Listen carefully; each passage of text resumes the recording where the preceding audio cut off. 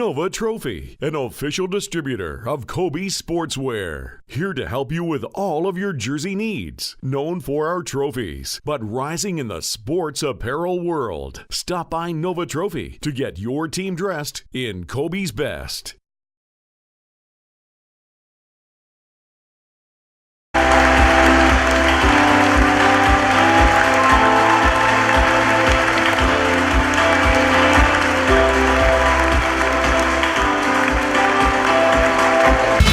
He wound up, it was like a parting of the Red Sea there. Everybody would get out of the way. What a cannon he has!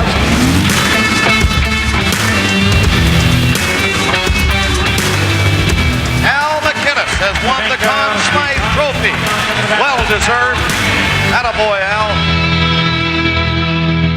From Port Hood, Cape Breton, the legend, number 2, Al MacInnis, ladies and gentlemen.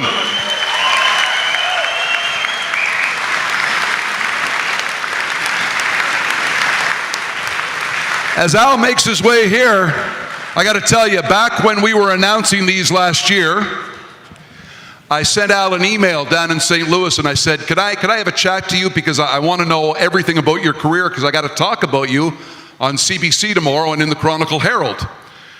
And he said, where did I finish on this list? And I said, 3. And he wrote back, who beat me? And I wrote back, a curler and a hockey player. And he wrote back, well, I can understand the curler, but who was the damn hockey player? You know what? We are all thankful that you didn't like the beach in the summer. Fill in this sentence for me. Because I didn't like the beach, I... shot pucks. All summer long? All summer long. Against plywood? Against my dad's barn. Yeah.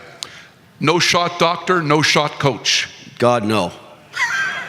All self-taught, this slap shot? Yeah, it was. My dad eventually became the manager for the arena in Port Hood, and I used to go down at nighttime and help him lock up the rink at night.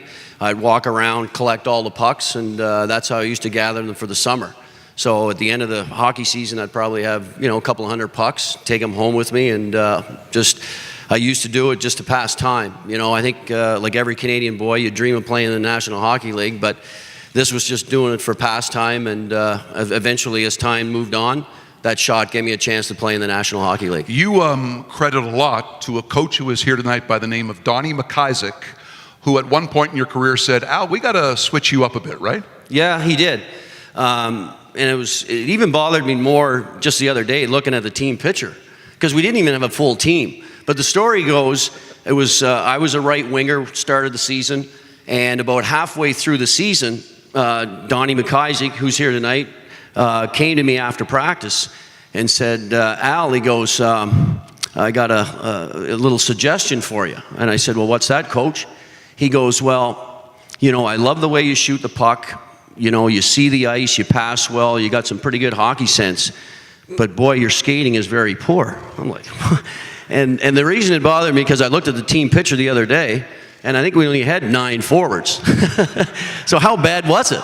So anyways, the options were, be the 10th forward or the 5th defenseman. So Donnie asked me to go back and play defense halfway through the season, and from there on, I guess you could say the rest is history. There's a great Cape Breton hockey legend by the name of Al MacNeil, who took you aside when you came to Calgary and really helped you out. Weave in the story, though, about Tom McCluskey, who many people will know here. Yeah. Well, after I got drafted to Calgary, Al MacNeil, my first camp out there, took me aside and, he said, kid, he goes, we're going to have to get you in shape. Your conditioning is poor. We're going to have to start, training you off season and get you ready for the next hockey season. I said, sure, Mr. MacNeil, whatever you need. So the following season, he sent me to Halifax to live here with my sister Marlene, who's here tonight, and I trained with Tom all summer long. So at first it started out, we were doing track work, we were doing sprints, we were doing long distance. Then he got me in his gym downtown Halifax. He got me on the heavy bag. He had me on the speed bag. And, after about a month and a half, I started feeling pretty good. I thought, hey, pretty good shape here. I kind of know what I'm doing. And then he didn't tell me, the next level was getting in the ring.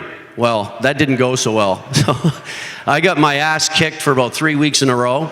So I figured out that I better become a better hockey player because I wasn't going to make it as a tough guy.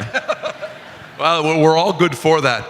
You spend a lot of time now in BC. He came all the way, by the way, from British Columbia to be here tonight, ladies and gentlemen. That's where his summer home is.